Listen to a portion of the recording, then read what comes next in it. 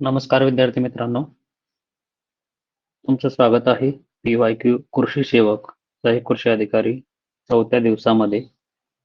यामध्ये आपण previous year questions जे आहेत, मागील वर्षाचे प्रश्न म्हणतो आपण, महत्वाचे प्रश्न, स्पष्टीकरणासह उत्तरे आणि परीक्षाभिमुख आपल्याला तयारी कशी करता येईल हे डिटेल यामध्ये बघणार आहोत. आता पहिला क्वेश्चन आहे, jhum cultivation is also known as dry farming, mixed farming, shifting cultivation आणि इंटेन्सिव्ह फार्मिंग. तर बघा, झूम कल्टिवेशनला शिफ्टिंग कल्टिवेशन असं म्हणतात. अशा पद्धतीने झूम कल्टिवेशन फॉलो केलं जातं. हे काही काही ट्रॅडिशनल फॉर्म आहे, लक्षात असू द्या. ट्रॅडिशनल फॉर्म ऑफ कल्टिवेशन म्हणतात त्याला.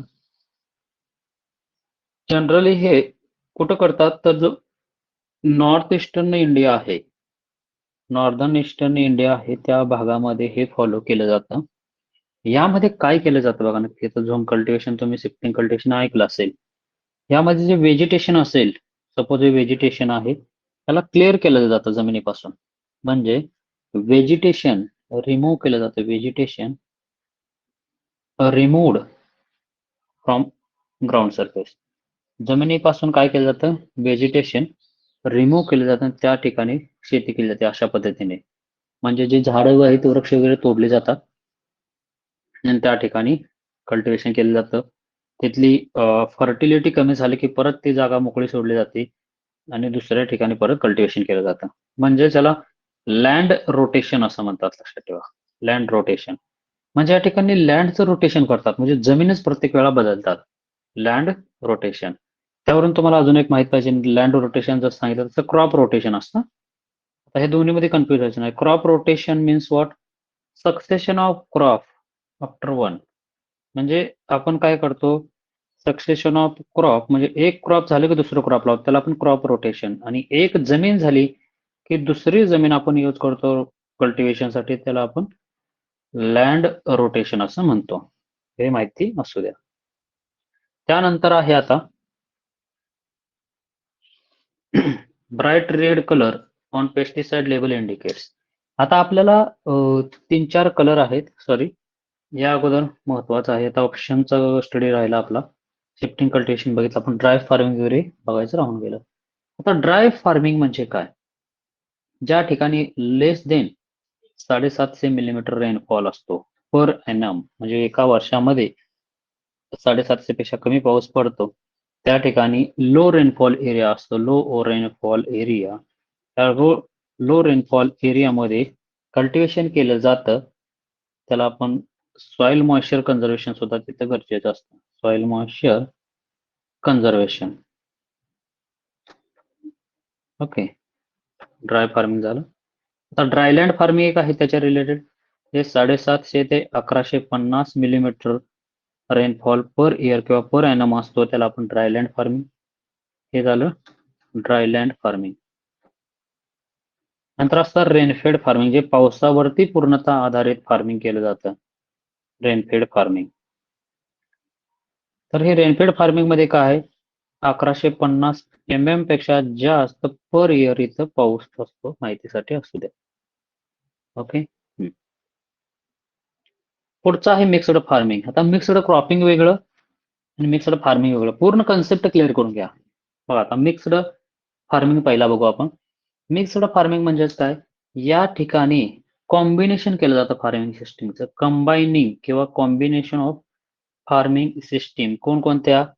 क्रॉप प्रोडक्शन असेल, क्रॉप प्रोडक्शन प्लस त्यामध्ये लाईव्हस्टॉक रेअरिंग, लाईव्हस्टॉक रेअरिंग यांचं कॉम्बिनेशन केलं जातं. ह्याला आपण काय म्हणतो, फार्मिंग सिस्टीम असं म्हणतो. Crop production, livestock रेअरिंग.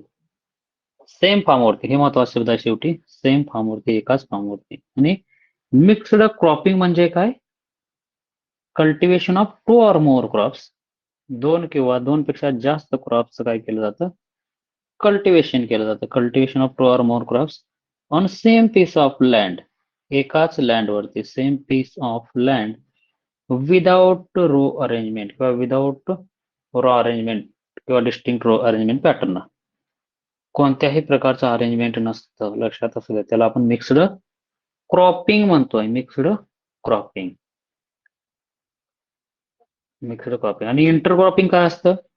पुढे बघा, इंटरक्रॉपिंग हा एक शब्द इथे रिलेटेड झाला. इंटरक्रॉपिंग इंटरक्रॉपिंग म्हणजेच काय? असं क्रॉपिंग सिस्टीम ज्यामध्ये ज्यामध्ये काय आहे, सेम 2 और मोर क्रॉप्स आपण ग्रो करतो, मोर क्रॉप्स ग्रो करतो, जास्त फास्ट मध्ये घेतो. इथं फक्त distinct row arrangement pattern maintain केला जातो. Distinct row arrangement pattern maintain केला जातो, माहिती असू द्या. हा डिफरन्स आहे इंटर आणि मिक्सड मध्ये. नंतर पुढं इंटेन्सिव्ह फार्मिंग म्हटलेलं आहे. एक दोन प्रकारचं असतं लक्षात. एक इंटेन्सिव्ह फार्मिंग आणि दुसरं एक्सटेन्सिव्ह. आता इंटेन्सिव्ह काय आणि एक्सटेन्सिव्ह काय बघूया आपण. दोन कम्पॅरिझन करू आपण. इंटेन्सिव्ह फार्मिंग आणि दुसरं आहे एक्सटेन्सिव्ह फार्मिंग. ओके, हा. तर इंटेन्सिव्ह फार्मिंग मध्ये काय आहे? ह्या इंटेन्सिव्ह फार्मिंग मध्ये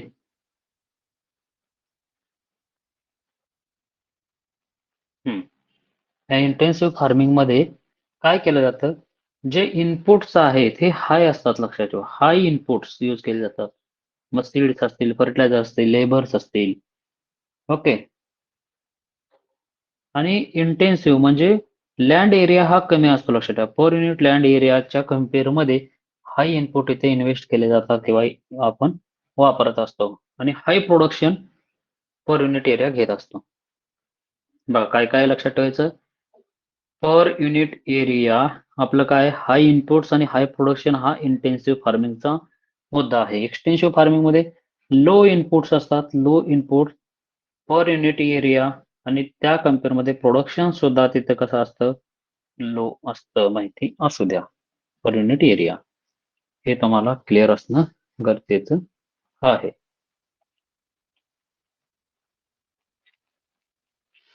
आता बघा, तुम्ही म्हणाल की यानंतरचा जो क्वेश्चन आहे, सगळे कलरचे लागोपाठ 4 क्वेश्चन का घेतले, तर हे चारही क्वेश्चन वेगवेगळ्या वर्षी कृषी सेवक किंवा सहाय्यक कृषी भरतीमध्ये विचारलेले होते.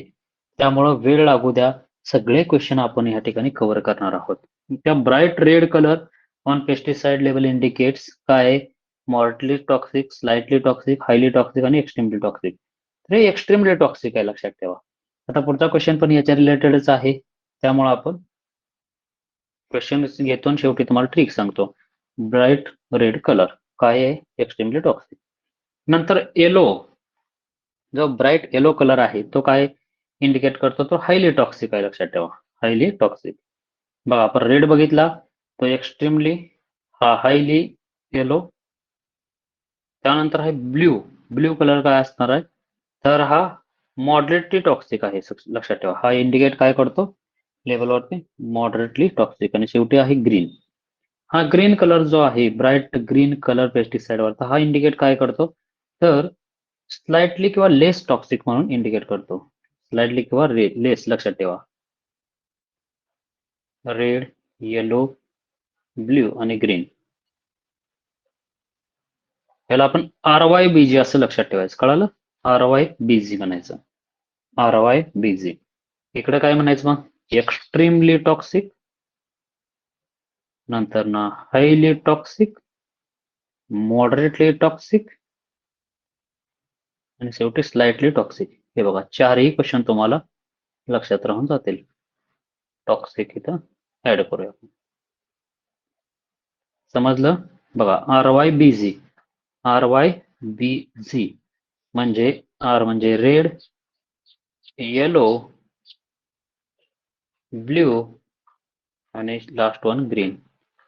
तर हे काय सांगतात? रेड म्हणजे एक्स्ट्रीमली टॉक्सिक आहे, त्यानंतर येलो म्हणजे हायली टॉक्सिक आहे, आणि ब्राईट ब्ल्यू, हे प्रत्येक ठिकाणी ब्राईट शब्द लावतात, लक्षात ठेवा. ब्राईट रेड म्हणजे रंग पूर्ण डार्क असतो तो. Bright red extremely toxic, bright yellow highly toxic, bright blue moderately toxic आणि bright green slightly toxic. RYBG असं लक्षात ठेवायचं. मग असं पण विचारतात, टॉक्सिसिटी इन्क्रीजेस डिक्रीजेस. तर लक्षात ठेवा, टॉक्सिसिटी इन्क्रीजेस म्हणजे आपण वरती बाण आणि डिक्रीजेस खाली बाण दाखवूया. तर तो सिक्वेन्स महत्वाचा आहे. तो सिक्वेन्स कसा दाखवायचा? R, Y, B आणि G. लक्षात असू दे. सगळ्यात जास्त टॉक्सिसिटी RYBG ची आहे. ओके, म्हणजे जास्त सगळ्यात कोण आहे? आर, देन सेकंड वाय, नंतर बी आणि नंतर जी, म्हणजे रेड, येलो, ब्ल्यू आणि ग्रीन. हे माहिती असू द्या. आता पुढं बघूया आपण. आता the break even use of power tiller mentioned काय म्हणते बघा. Break even use of power tiller म्हणजे जास्तीत जास्त किती यूज झाला पाहिजे. आता ब्रेक इवन यूज हे कन्सेप्ट काय आहे बघा. पहिल्यांदा म्हणजे काय, लेवल ऑफ ॲन्युअल म्हणजे वार्षिक तुमची मशीन किती काम करते. Level of annual machine use which is economic advantage. Economic advantage माहिती असू द्या काय सांगतंय.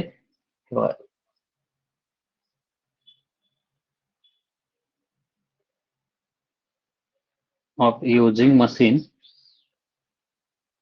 टू अचीव किंवा reaches break even. To reach break even point under calculation. Level of annual machine use which is economic advantage of using machine reaches break even point under calculation. म्हणजे काय, अशी त्याची हे आपल्याला ह्याच्या काढायची आहे ब्रेक इव्हन यूज की त्याच्यामध्ये ते मशीन परवडलं पाहिजे. सिंपल भाषेमध्ये आहे तर त्याचा आन्सर आहे 200, 250, 500 आणि 314. तर तुम्ही बघू शकता एक्झॅक्ट पॉईंट दिलेला आहे. अशा वेळेस हे आन्सर असतं, लक्षात ठेवा. पर्टिक्युलरली पॉईंट्स आहेत तिथं आन्सर दिलेला आहे. जे 314.47 आहे. त्यानंतर आता मान्सून मेज कॅन बी प्लांटेड ऑन. एक लक्षात ठेवायचं, मान्सून मेज म्हणजे वेगळं काही नाही तर पावसाळ्यातली मका असे म्हणतात. जोडवळ पद्धतीने लावलेली आहे. या ठिकाणी बघू शकता तुम्ही. कशावरती असते? Raised bed, deep trenches, flat beds आणि पडल्ड फील्ड्स. तर रेज बेड प्लांटिंग केले जाते, लक्षात ठेवा. Raised bed planting. Broad bed furrow टाईपच असतं अशा पद्धतीनं. याच्यावरती मका लागण केली जाते. या ठिकाणी बघू शकता तुम्ही. आणि मध्ये नंतर रीज आहे. अशा पद्धतीने रीज आहे. कारण का, पावसाळ्यामध्ये असल्यामुळं पाणी जे असेल याच्यातून ड्रेनेज वगैरे होण्यासाठी, वॉटर लॉगिंग होऊ नये म्हणून हे केलं जातं, माहिती असू द्या. ओके, ते झालं रेज बेड. त्यालाच आपण BBF सुद्धा म्हणू शकतो. मान्सून कंडिशनला प्रत्येक पिकाला चालतंय. फ्लॅट बेड जे आहे ते हेवी रेनफॉलला चालत नाहीये. आणि पडल्ड फील्ड हे कशासाठी वापरतो सगळ्यांना माहित आहे. तर ते आहे ट्रान्सप्लांटेड राईस. लक्षात ठेवा, ट्रान्सप्लांटेड राईस. ट्रान्सप्लांटेड राईस साठी आपण काय करतो, पडल्ड फील्ड हे वापरत असतो. त्यानंतर पुढे बघूया. Which stage is mentioned as having highest number of FPO? बघा, खालीलपैकी कोणत्या राज्यामध्ये सगळ्यात जास्त FPO आहेत असं विचारलं. हे बघा शकतो तुम्ही इथं. तर सगळ्यात जास्त FPO म्हणजे फार्मर प्रोड्युसर ऑर्गनायझेशन. हे माहित पाहिजे पहिला. FPO म्हणजे काय? Farmer producers organisation. ओके, यांचं काम वगैरे काय असते बघूया आपण. तर पहिल्यांदा फार्मर प्रोड्युसर ऑर्गनायझेशन सगळ्यात जास्त कुठे आहे? महाराष्ट्र, मध्य प्रदेश, पंजाब, कर्नाटक. तर मध्य प्रदेशमध्ये सगळ्यात जास्त FPO आपल्याला पाहायला भेटतात. तर आपल्याला बघायचं ह्याचं काय काम काय असतं नक्की. बघा, FPO काम काय करते माहिती पाहिजे आपल्याला, विचारलं जाऊ शकतं. FPO ह्या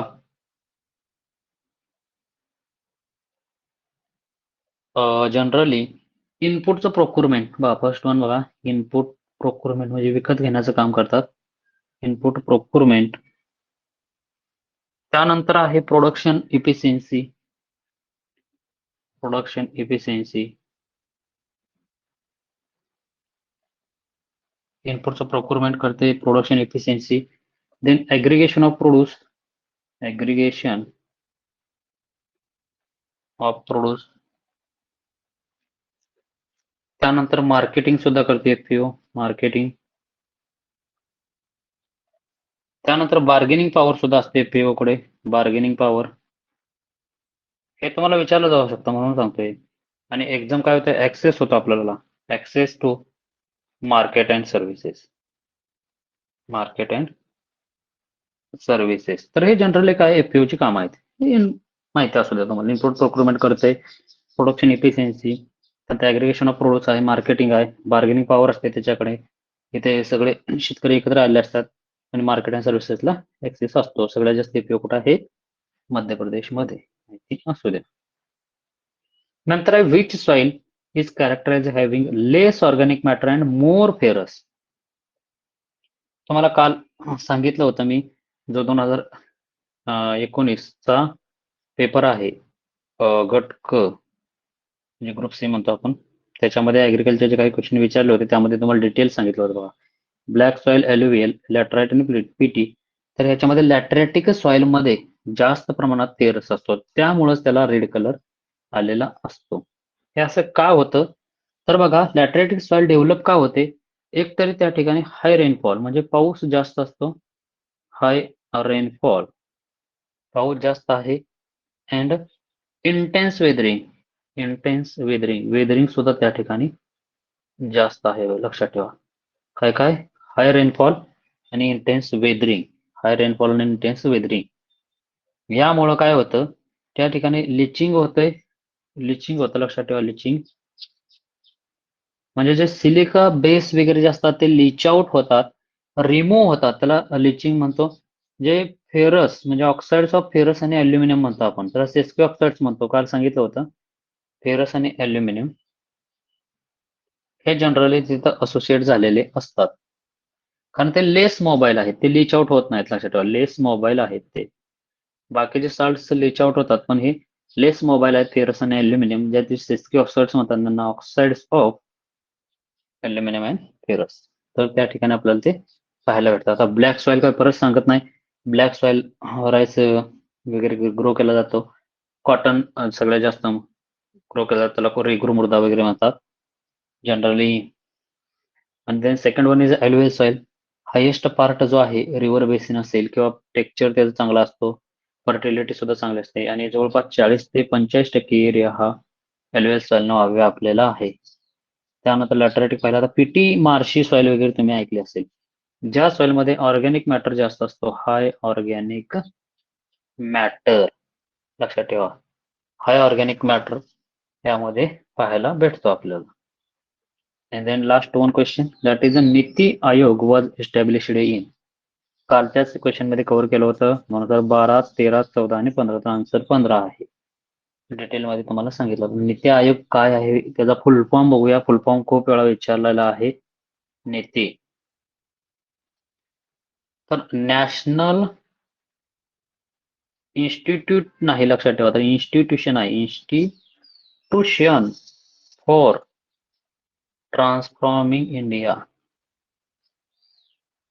नीती आयोगाच्या धर्तीवरती एक महाराष्ट्रात संस्था स्थापन केली आहे. महाराष्ट्रामध्ये नीती आयोगाच्या धर्तीवरती एक संस्था स्थापन केली आहे. ती कोणती आहे तुम्ही चॅट बॉक्स मध्ये टाकायचं. तिचा फुल फॉर्म पण टाका तुम्ही चॅट बॉक्स मध्ये. ओके. 2015ला 1 जानेवारी 2015ला नीती आयोगा कशापासून तयार झालं? जे प्लॅनिंग कमिशन होतं त्याला रिप्लेस झालं, लक्षात ठेवा. प्लॅनिंग कमिशनला रिप्लेस करून हा नीती आयोग तयार झालेला आहे. National institution for transforming India, त्याचा चेअरमन प्राईम मिनिस्टर असतात. एवढं या ठिकाणी महत्वाचं होतं. तर क्वेश्चन काय सांगितलं तुम्हाला? महाराष्ट्रामध्ये नीती आयोगाच्या धर्तीवर एक संस्था आहे, ती कोणती संस्था आहे हे तुम्ही टाकायची आहे आणि त्याचा फुल फॉर्म पण लिहायचा आहे. तर थँक्यू. असाच तुमचा विश्वास कंटिन्यू करा. असेच व्हिडिओ आपण देत राहू. थँक्यू.